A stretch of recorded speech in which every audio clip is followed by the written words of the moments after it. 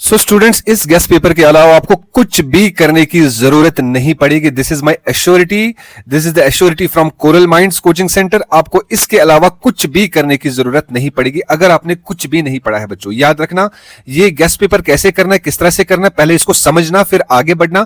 अगर आपको बाद में पीडीएफ भी चाहिए तो प्लीज एंड प्लीज आप मुझे कमेंट सेक्शन में जरूर बताना, और प्लीज अगर आप पहली बार आए हैं तो सब्सक्राइब करके जरूर जाएगा। अब देखो, इस गेस्ट पेपर को क्लास 11th का गेस्ट पेपर है फिजिक्स का। इस गेस्ट पेपर में सबसे इंपॉर्टेंट क्वेश्चंस कौन से हैं जिसको मैं सबसे ज्यादा हाईलाइट करूंगा, मतलब वो सबसे पहले करना पड़ेगा आपको बच्चों। ठीक है, तो स्टार्ट करते हैं बिना किसी देरी के। चलिए, सबसे पहला हमारा जो यूनिट है that is units and measurements. ये जो चैप्टर है, ये जो यूनिट है, पहला यूनिट है, इसमें सबसे पहले आपको आएगा 1 नंबर वाला या 2 नंबर वाला या 3 नंबर वाला। 5 नंबर वाला इस पेपर में, इस टॉपिक में बनता नहीं है। ठीक है बच्चों, इस चीज को ध्यान में रखना। अब 1 मार्क्स वाला, 2 मार्क्स वाला कौन सा आएगा? सबसे पहली चीज 1 मार्क्स वाला, इसमें से पूछेंगे आपसे यूनिट्स एंड डायमेंशन किसी भी फिजिकल क्वांटिटी के। 3 मार्क्स वाला कौन सा बनेगा? इस तरह का क्वेश्चन बनेगा। ये आपने क्या कहते हैं इसको, जैसे ये वाला ऊपर वंडर वॉल्स इक्वेशन है, P plus a V square V minus b equal to RT। इसमें से आपने डायमेंशंस A और B के निकालने हैं।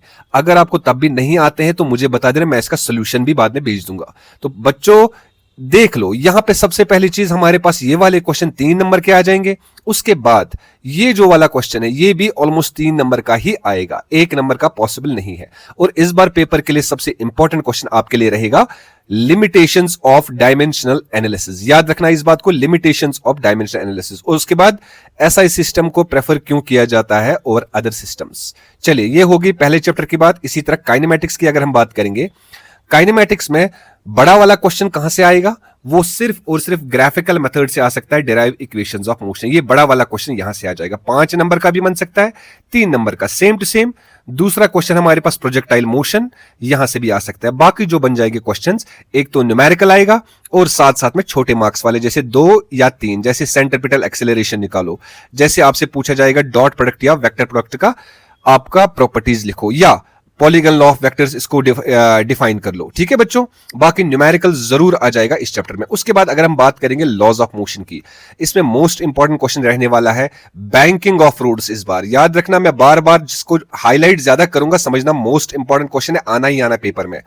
उसके बाद हम बात करेंगे यहां पे सेंट्रिपिटल फोर्स की डेरिवेशन और coefficient of friction and dependency, impulse momentum theorem. याद रखना, बाकी भी करने, मगर सबसे पहली जो प्रेफरेंस देनी है वो बैंकिंग ऑफ रोड्स को देनी है बच्चों। ठीक है, बाकी साथ साथ में मैंने कुछ कॉन्सेप्चुअल्स डाले हैं, अगर टाइम है तो कर लेना, नहीं है तो कोई बात नहीं, छोड़ देना। उसके बाद अगर बात करेंगे वर्क पावर एनर्जी की, इसमें मोस्ट इंपॉर्टेंट क्वेश्चन हमारे पास रहने वाला है वर्क एनर्जी थ्योरम। दूसरा हमारे पास जो पोटेंशियल एनर्जी ऑफ स्प्रिंग और काइनेटिक एनर्जी की डेरिवेशन। ठीक है बच्चों, उसके बाद हम बात करेंगे नेक्स्ट यहां पे system of particles and rotational motion की। आप देख सकते हो यहां पे most important radius of gyration रहने वाला है, टॉर्क रहने वाला है। टॉर्क इस बार जरूर पेपर में आ सकता है, याद रखना, और law of conservation of angular momentum with examples. उसके बाद यहां पे कुछ कॉन्सेप्चुअल्स डाले हैं, मोमेंट ऑफ इनर्शिया क्या होता है, under what conditions, etcetera etcetera. इस गेस्ट पेपर के अलावा आपको कुछ भी करने की जरूरत नहीं पड़ेगी बच्चों। ठीक है, उसके बाद हम बात करेंगे थर्मोडायनेमिक्स की। थर्मोडायनेमिक्स में सबसे इंपॉर्टेंट कौन सा क्वेश्चन रहने वाला है? That is applications and limitations of first law of thermodynamics and इसका मैथमेटिकल एक्सप्रेशन, नंबर 1।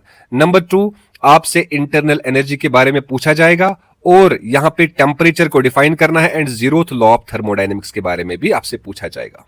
उसके बाद हम बात करेंगे ग्रेविटेशन की। ग्रेविटेशन में मोस्ट इंपॉर्टेंट क्वेश्चन रहने वाला है आपका orbital velocity of satellite and escape velocity and it's derivation. बाकी सारे जो है बाद में कर लेना, सबसे पहले जो मैंने हाईलाइट पोर्शन कर दिया है पहले वही कर लेना। उसके बाद mechanics of solids and fluids की बात करेंगे, इसमें विस्कोसिटी मोस्ट इंपॉर्टेंट क्वेश्चन रहने वाला है।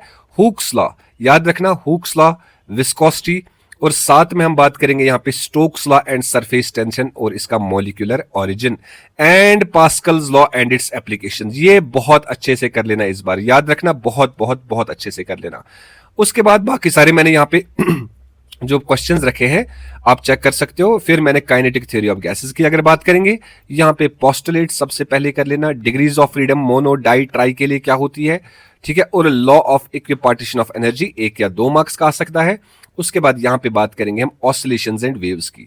ऑसिलेशंस एंड वेव्स में क्या करेंगे हम, periodic function and periodic motion क्या होता है विद एग्जांपल्स, और साथ में हम देखेंगे यहां पे ऑर्गन पाइप्स का क्वेश्चन जरूर आ सकता है पेपर में, ऑर्गन पाइप्स याद रखना, और साथ में एसएचएम, इसका डिस्प्लेसमेंट, वेलोसिटी एंड एनर्जी। उसके बाद हम बात करेंगे, यहां पे एक टॉपिक रहता है बच्चों हमारे पास, that is thermal properties of matter. Thermal properties of matter में आपने सिंपल करना है, रेडिएशन करना है, वो मैंने यहां पे लिखा नहीं है, रेडिएशन करना है, कन्वेक्शन करना है, कन्वेक्शन और कंडक्शन करना है, बस ये 3 चीजें आपने करनी है। और एक और लॉ करना है, that's Wien's displacement law, Wien's displacement law. बस इसके अलावा आपको कुछ करने की जरूरत नहीं पड़ेगी बच्चों। So that's it. अगर आपको किसी और चीज का भी गेस्ट पेपर चाहिए तो जल्दी से जल्दी बताओ, और please and please like share and subscribe जरूर कर दीजिएगा।